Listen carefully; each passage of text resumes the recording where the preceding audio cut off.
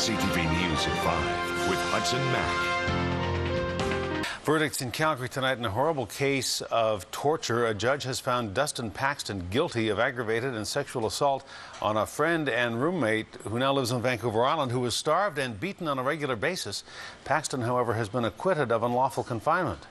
The judge says there was an overwhelming amount of evidence that Paxton had used the man as a personal servant and whipping post, but on the charge of unlawful confinement, the judge found Paxton not guilty. The 32-year-old was charged in August of 2010. The charges came after a man he had shared a home with in Calgary was dumped near death at a hospital in Regina. The victim, who now lives on Vancouver Island, says he was abused on a daily basis. SAANICH police asking for your help tonight after a pedestrian was thrown into the air after being struck by a car on Super Bowl Sunday. Police say the woman was crossing Shelburne Street just around kickoff time at about 3:30 when she was hit by the car that was coming out of the Tim Hortons parking lot. She was thrown onto the hood before falling into the street. Police say the driver then sped away. The young couple were crossing the street, and apparently the lady was hit by what's described as a silver four-door Acura. Unfortunately, we don't have a license plate, but we are putting out the call for witnesses or anyone that thinks they might have information in this particular incident. Apparently, the woman sustained some serious orthopedic type injuries. I'm told that she had pre-existing pins inside in some of her bones, and those have been aggravated. So police say the car involved, a silver Acura, will have damage to the hood. If you have any information about the collision or who fled the scene, you're asked to contact police. And Victoria, police are asking for your help tonight in locating this man, Justin Storms. Police say he's been missing since Thursday. The 35-year-old was last seen in the 1400 block Fort Street. He's about 5'8", with a stocky build, weighs about 200 pounds, with brown hair. If you know his whereabouts, you're asked to contact Victoria Police. Sex charges have been laid against a Canadian Army cadet instructor who served in Victoria and in Vernon. Police say Captain Daniel Moriarty is charged with sexually assaulting one cadet, while charges involving a second cadet include 2 counts of sexual exploitation and 1 of sexual interference. The incidents are alleged to have occurred between 2008 and 2011 at the E.C. Ashton Armory in Victoria and at the Cadet Training Centre in Vernon.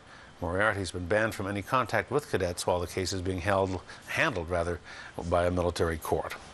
That U.S. cargo ship that got roughed up in high seas off northern Vancouver Island is now tied up in Victoria, and the evidence of the storm, well, you can see it for yourself. The ship is called Dry Beam. It issued a mayday on Thursday night as storm force winds and 10-meter waves lashed the ship's decks, slamming into its cargo of raw logs, sending many of them overboard. Crews from CFB Comox were first deployed to offer assistance, but the ship's crew ended up weathering the storm and no one was hurt. The ship, however, sustained some severe damage to some of its timber boards. Those are the steel beams that hold the cargo in place on the deck. After a brief stop at Ogden Point in Victoria, the vessel will then go on to its home port of Longview, Washington, where there'll be repairs before the ship is reloaded and sails again to Japan. The municipality of Saanich is coming together with the Cedar Hill Golf Course to try to get it out of the hole. There's a new strategy that you might say is in full swing to help save the links and get the budget back on track. Saanich councillors say the course needs a sustainable plan to focus on a long-term goal and involves the public in that process.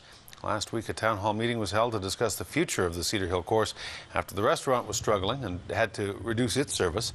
A Saanich councillor says the strategy needs to avoid anything that looks like a quick fix. It seems a bit like we're trying to shoehorn in a process in order to fit within the budget timelines.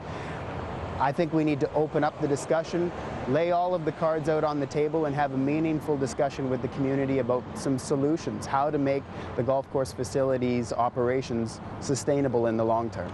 This isn't just about getting through this budget cycle and making sure we can pay for the golf course. It's about the long-term sustainability of the operation. And I think that we've got a lot of residents who rightfully feel they have a stake in the operation of the golf course and should have an opportunity to share their concerns.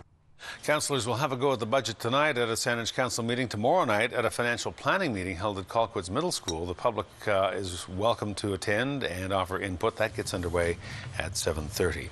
Also on the Saanich Council agenda tonight is the replacement option for the Craigflower Bridge. And we'll tell you what's decided there. Crews, meantime, have started dismantling the rail portion of the Johnson Street Bridge in downtown Victoria. It is the first big step in making way for the new crossing. The rail portion has finally been lowered after standing erect wrecked since the fall. This morning, a giant crane and barge were floated into position, and workers could be seen chipping away at the deck of the old iron structure. The City of Victoria says it is prepping the bridge to come down next week. Well, they're wanting to check where the locations are that they'll be putting in framing to actually hoist or lift the bridge. So they want to be sure how they're going to be doing that. They're also looking at the rail tracks and ties. Next week is going to be, I think, the most significant piece of work that's happening. They're bringing in a large crane barge to lift the rail span off. And put it onto a barge and then ship it up to another location. So far, the city says construction is on schedule. On February 28th, the quarterly budget will be presented to City Council. The new bridge is scheduled to be completed and open to traffic by March 2016. It's a first for Vancouver Island, and there's a lot of interest. A new program has children getting in touch with nature and parents camping out overnight just to try to save their kids a spot. Parents began lining up Sunday afternoon at the Sauk School Board offices in Langford. All this for the chance of landing their child a spot in the Nature Kindergarten program. The class teaches children outdoors, rain or shine. Their classroom will be the forests around Royal Roads University. The program has only 22 spaces available.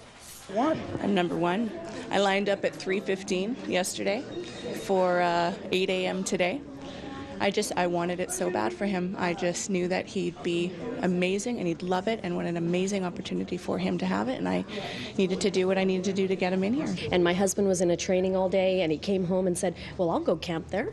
And so he got all his stuff together and came down and got in the lineup, and I guess there was a self-organizing organic sign-up list that manifested, and we ended up signing his name on the 9th line. Parents of youngsters who are accepted into the Nature Kindergarten program will be notified no later than the 20th of this month, and then next fall, the group of students in the pilot project will attend Sangster Elementary School. If you are looking for the nearest hospital or walk-in health clinic in BC, there's an app for that. The province has rolled out an application for the iPhone, the iPad, and iPod that will help you find a range of health services, from emergency rooms to after-hours pharmacies in your neighborhood. The application will also provide the latest health alerts and give users instant access to the 811 line for non-emergency health information. To download it, go online to healthlinkbc.ca, where you'll find the app. A Campbell River man has been killed getting trapped beneath his all-terrain vehicle. The 58-year-old was unloading the ATV from the back of his truck on Nursery Road yesterday afternoon. Somehow it overturned and pinned him to the ground. He was rushed to the hospital but died later. The man's name has not been released. Ferry service between Comox and Powell River has been suspended today, and it will be for a few days yet, leaving passengers on both sides of the water frustrated.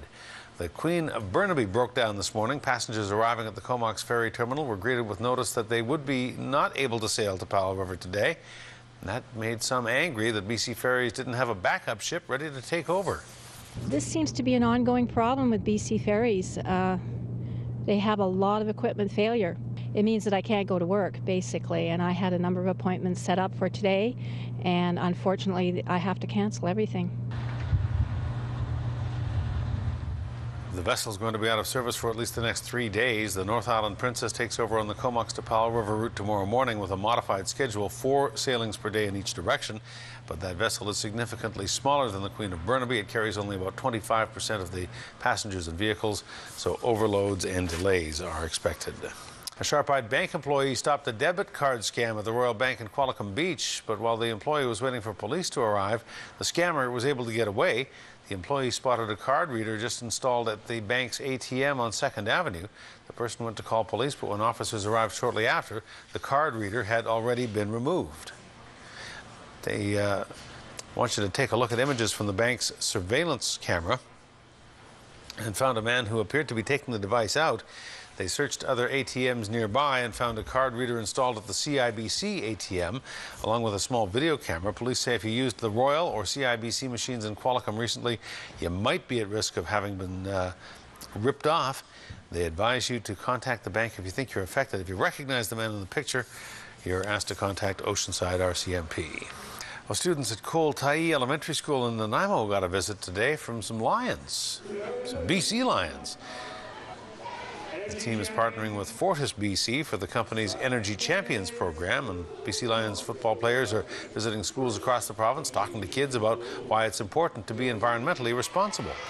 We're wanting to teach kids the benefits of recycling, compost, all the things that are happening at home and also here at school. They came in and they taught our students about the benefits of conserving energy, saving energy, and how that will help the planet, and will help them out here at the school and just help them out in their day-to-day lives.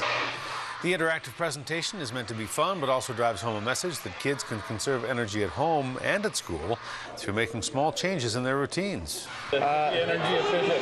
Well, we try to do it in a fun, interactive way. We try to get the kids involved as much as we can, and we do little games. We get Big John Hammeister-Reese getting to put on clothes, and we have them doing a relay race, so it's pretty good. The kids seem to enjoy it, and they have a good time. I learned that we need to turn off our power bars in our computer rooms. How about yourself?